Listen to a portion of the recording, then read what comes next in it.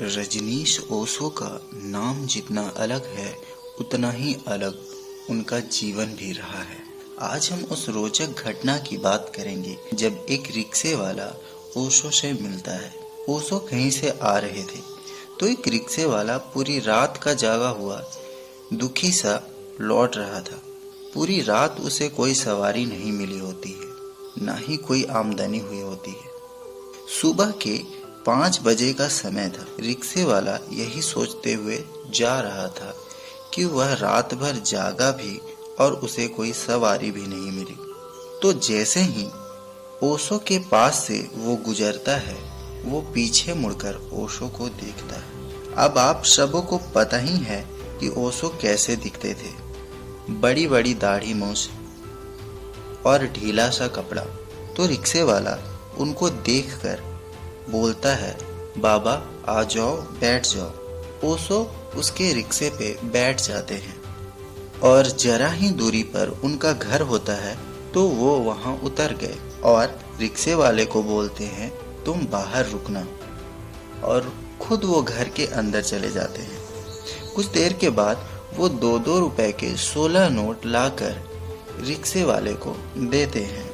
ये बात 1960-65 की है। 2-2 रुपए के 16 नोट यानी 32 रुपए आज के 3-4 हजार रुपए होंगे। रिक्शे वाला बिल्कुल भौचक रह जाता है क्योंकि रात भर कोई कमाई नहीं होती है और अचानक से इतने रुपए, वो भी उसने कोई दूरी भी ना तय की हुई, करीब 100-200 मीटर की दूरी पर उन्हें छोड़ा होगा।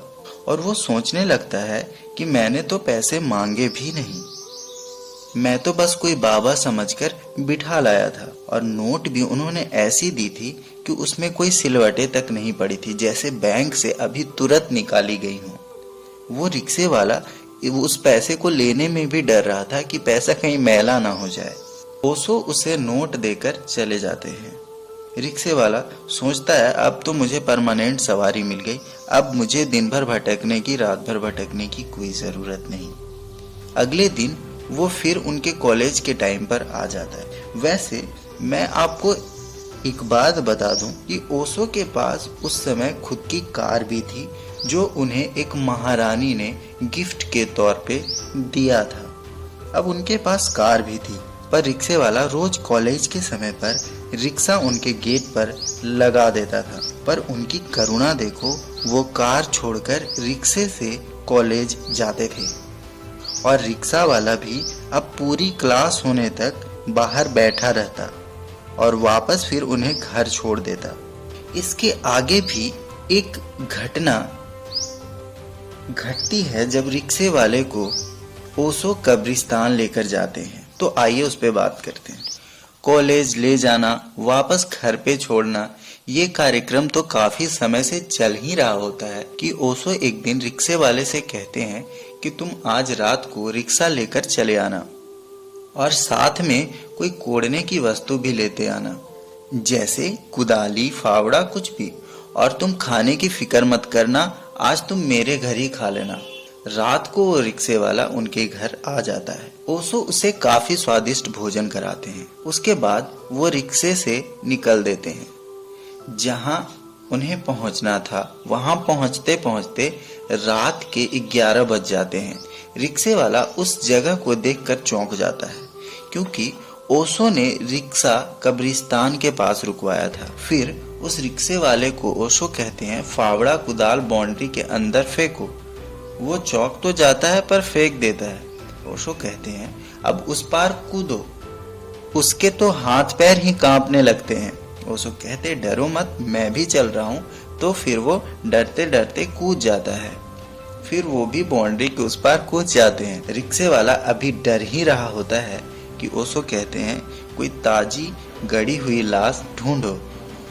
इस बात से तो रिक्शे वाले के प्राण पखेरु ही उड़ जाते हैं, पर जब वो इतना कर ही चुका था तो अब कोई उपाय भी नहीं था। पास में उसे एक ऐसी लाश दिख जाती है, मतलब ऐसी मिट्टी से ढकी हुई, नई, जिसमें फूल वूल नहीं मुरझाए हो। वो लगा बाहर से दिख जाता है, उसे पता चल गया, वो उसे दिखी। फिर वो कहते हैं कि इसे कोड़ो। जब वो सारी मिट्टी ऊपर से हट जाती है तो लाश पूर्णतया दिखने लगती है। अब रजनीश कहते हैं, इसे मेरे साथ पकड़कर निकालो। क्योंकि कोई उपाय नहीं होता तो डरते डरते ही सही, पर वो यह कार्य करता है। फिर ओशो कहते हैं, अब तुम जाओ, तुम्हारा सहयोग पूरा हुआ। और उस मुर्दे के निकाले हुए गड्ढे में खुद ओशो लेट गए और सुबह होने से पहले उसे वापस वैसे ही करके ढक कर और फूल वूल डालकर वहां से चल दिए। ओशो ऐसे प्रयोग करते हैं जो मृत्यु के भय को नष्ट कर देता है। वो उस अनुभूति में डूबना चाहते हैं जब शरीर कोई इस अवस्था में पड़ी रहे। वो गड्ढे में इसलिए सो जाते हैं ताकि उस अनुभव को भी वो देख सकें। हम अगले वीडियो में कुछ और नया लाएंगे। धन्यवाद।